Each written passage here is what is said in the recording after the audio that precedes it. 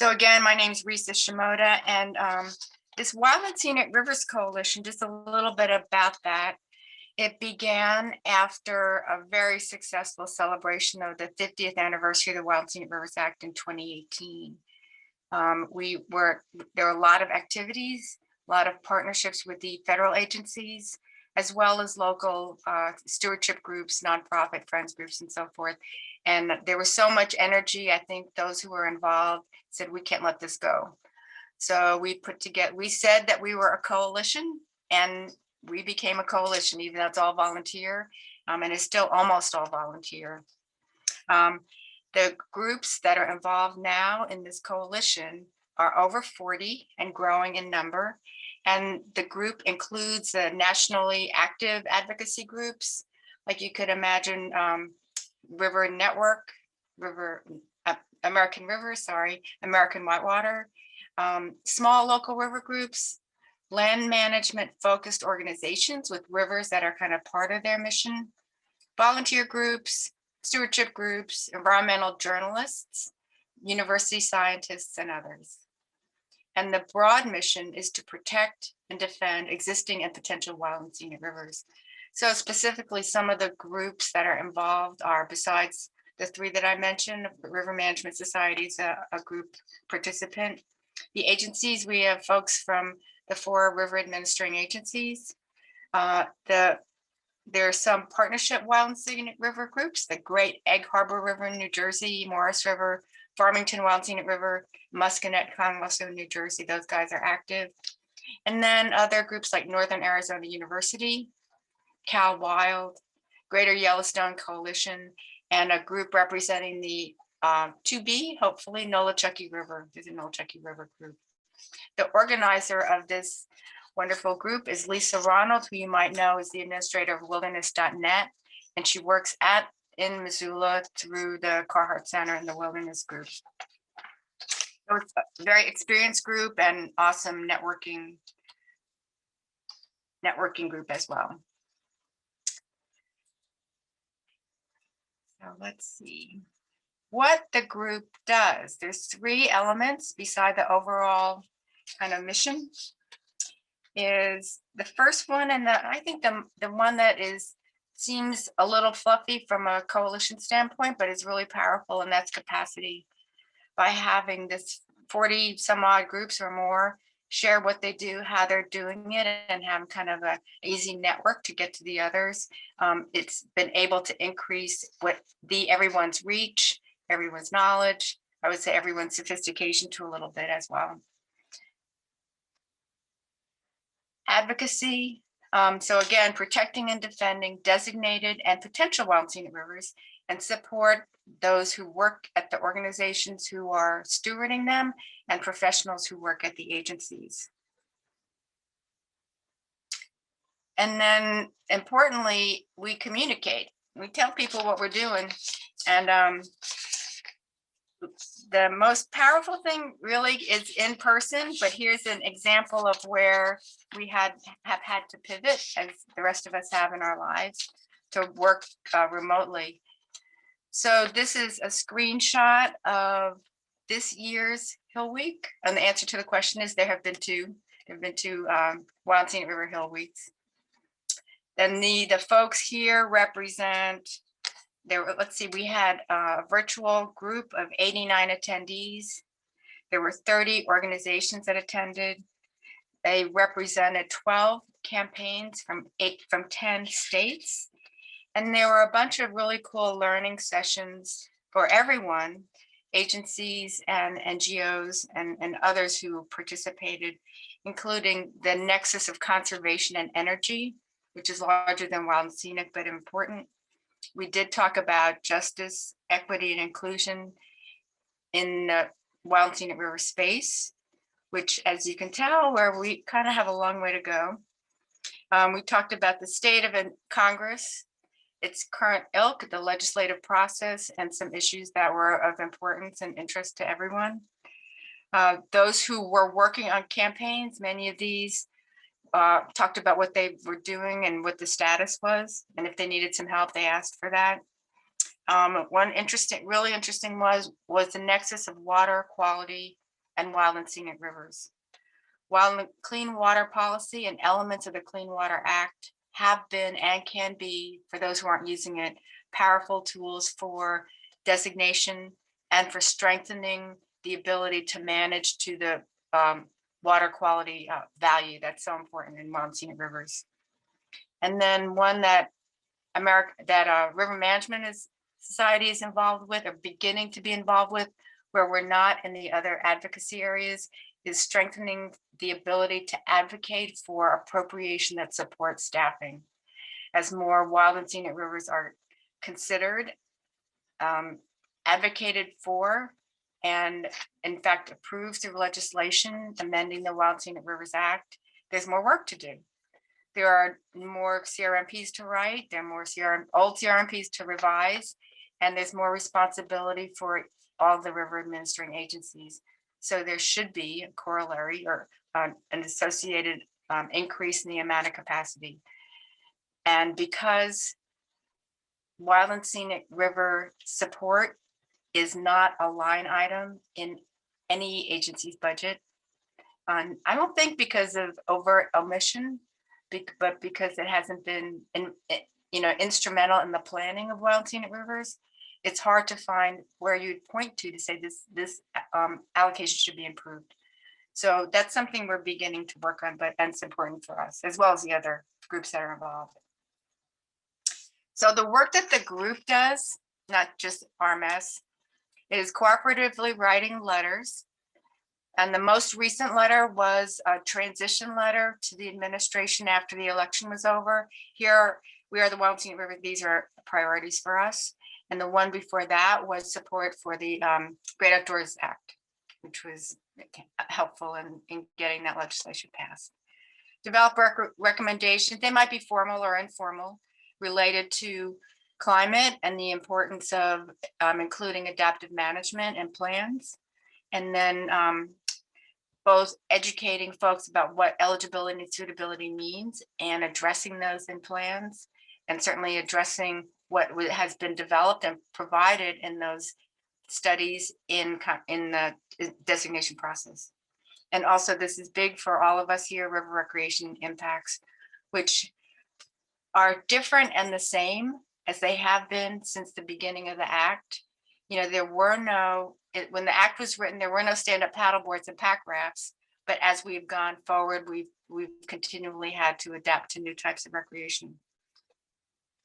And then protect and maintain a learning network for those who are in this coalition. And then every year when we plan a National Hill Week, to try to get involved and contribute, even if not everybody can attend. So one great thing that we finished this year was we unveiled the National Wild Rivers Coalition.org, is a new website. We opened it up in the beginning of this year. Most all the folks in the coalition contributed content or design or organization. So that's something that's a really good resource. And it includes many references to rivers.gov. So it intends not to duplicate anything that's on other people's websites, and provides the type of information that would not be on rivers.gov or River Management Society's website, is the advocacy and like coalition building, fundraising, that kind of thing. But it's helpful even if you work for a federal agency, it's helpful to see what's on there for additional information that you won't see on rivers.gov. And then just a bit again to differentiate, because this is important for oops, sorry, went backwards. For what RMS does. And that is, I kind of mentioned it, we don't write letters regarding legislation, but we do help with everything else that the coalition does. Recommending for better management practices. Importantly, we do provide training and staffing reflective of the needs. And Angie, who is helping here in the background and moderating, is the training coordinator for our River Training Center, which has been in place for a couple of years and has been offering many opportunities for federal staff and for the public to learn about and train about wild and scenic rivers and other river techniques and topics. We do contribute to the knowledge of the group, and we do participate in this Hill Week.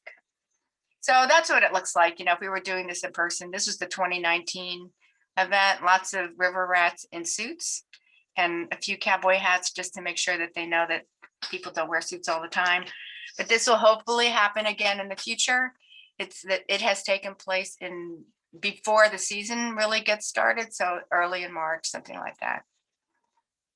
And the model of the week is to talk about some of the issues, like I mentioned, that we're just kind of educational sharing, and meeting with the interagency Wild Scenic Rivers Coalition, interagency Wild and River Coordinating Council, and then also for the folks who are coming from all their different rivers and representing their projects will go and speak with their own legislators during the course of the week.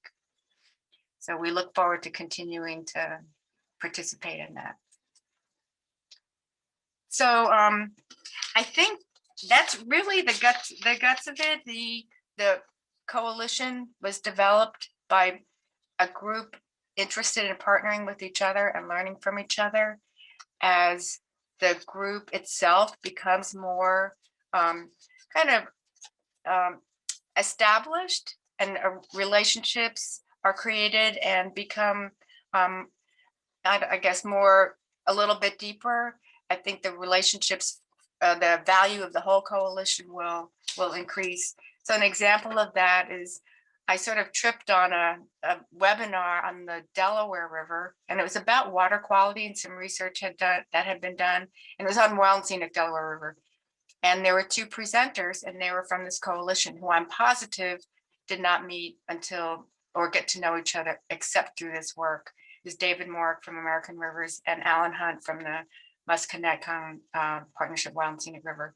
So just one example of many that have begun to take place through trainings and meetings, and even we have a listserv, so you can just send a message about something you're doing, and it will go to members of this 40+ group enterprise, nonprofit enterprise. So that's kind of what I had to say. If there are some questions, because this I didn't take very long. You can just unmute yourself, I think. You don't even have to use the chat.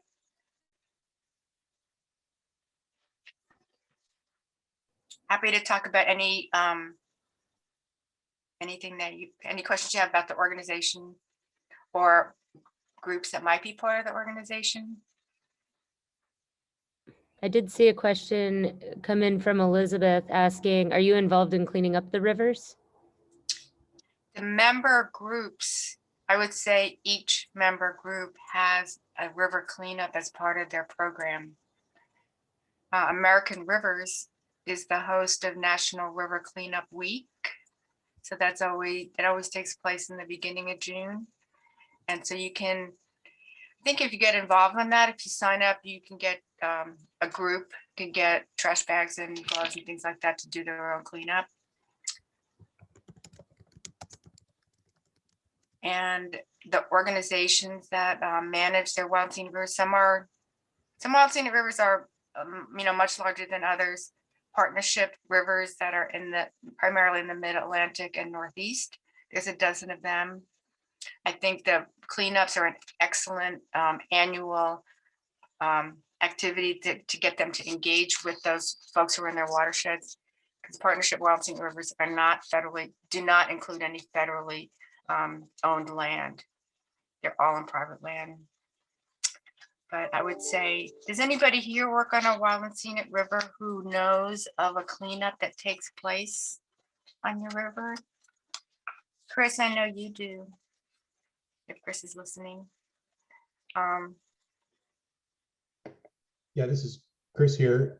We don't have any groups that do cleanups on our wild and scenic rivers on forest, although the BLM does run a cleanup trip on the Middle Fork Clearwater outside the forest boundary. Oh, right. Yeah, I don't know if there is within forests, because I'm not that familiar with wild scenic rivers that are all in forest land, how common that is. I've heard about cleanups of common areas like camping and parking areas that Forest Service folks have hosted or encouraged with partners very successfully. And I haven't heard of river cleanups. I'm sure they exist. So Risa, I have a question, and maybe you covered this, but it might be nice to just reiterate here at the end is if someone wanted to like learn more, become involved. I know that they're meeting, I think it's like quarterly, and then there's subgroups that might meet more than that. But if someone wanted to like join one of these calls, or how would they have to go about Yeah, doing they that? should get in contact. And I think I mentioned Lisa Ronald is the coordinator. And folks may know her because she's also the coordinator for wilderness.net. But go to wildriverscoalition.org and there's a contact little box, and you'll connect with Lisa and she can add you to the listserv. The group does meet each quarterly on the first Friday of the month. And there are some subcommittees. One's a communication committee. There's like a sort of a policy committee, and there is an it's not called an allocation committee, but the name is the group is trying it, as I was described before, because I'm on that committee, trying to figure out how best or how better to, and I'll use the word advocate, identify and advocate for continued and better funding for federal agency staff who work on wild and scenic rivers, to try to acknowledge the increased use, increased numbers, or both, and to begin to develop a model or framework for justifying more support because there are more rivers, more work to do. But wildriverscoalition.org is the place to ask any questions. Lisa is awesome, very knowledgeable, and can steer you in the right direction if it's not the group. Thanks for asking that question, Angie.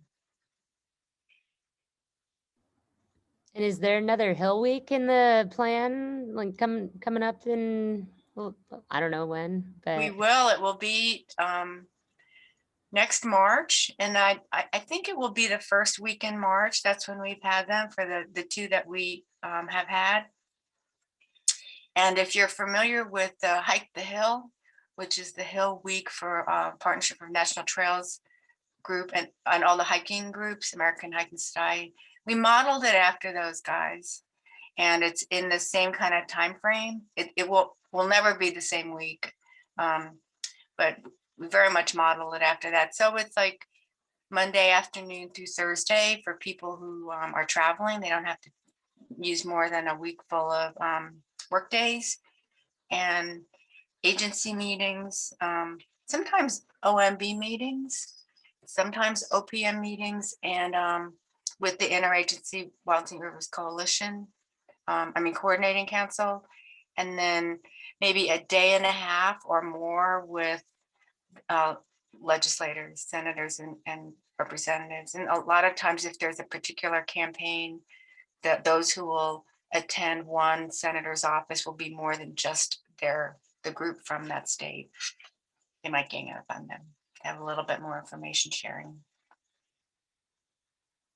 So hopefully you'll see a little bit more about that, but we're already beginning to plan what to do and what the big programs will be and who to make appointments with and stuff.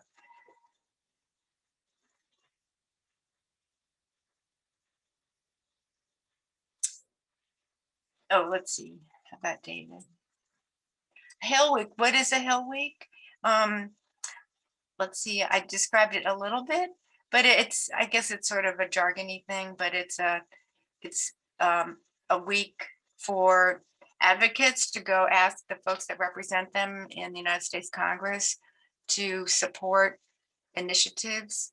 It's not always to support something that's a piece of legislation that's on the docket. It might not be a live piece of legislation yet, but if you talk to folks who, for instance, were advocated for the passing of the Great America Outdoors Act. It was a number of coalitions, but the river folks who were advocating for the rivers that were protected, or in the Dingle Act before that, they had made many trips to see their representatives or senators. It didn't happen because of one visit. Usually there's a bunch of education and then kind of a relationship that's developed with the staff and sometimes with the member of Congress themselves. And as they get to understand the issues, then they can keep them apprised. And usually it takes a number of years and then builds up to a point where actually someone, a legislator, writes a bill and has enough support by other members of Congress to think that it will pass. Usually they don't write it until they think they have enough support. It might take a year or two. And a couple of like the Wild Olympics is probably the biggest one. I can't remember the number of rivers that will be included, but a whole bunch of rivers on the Olympic Peninsula are part of next legislation. There are some in Montana, some in like Colorado, northern New Mexico, the Nolichucky River in Tennessee. Those are sort of pending and parts of bills that hopefully one of these days there'll be a tipping point meeting and enough people who indicate in Congress that they would support it. And then it gets written in. And when new rivers are added to the Wild Scenic Rivers system, they're really an amendment to the act. So it's not a standalone, it's an amendment to the big old act that now has, 200 and whatever rivers. Hope that answers your question, David.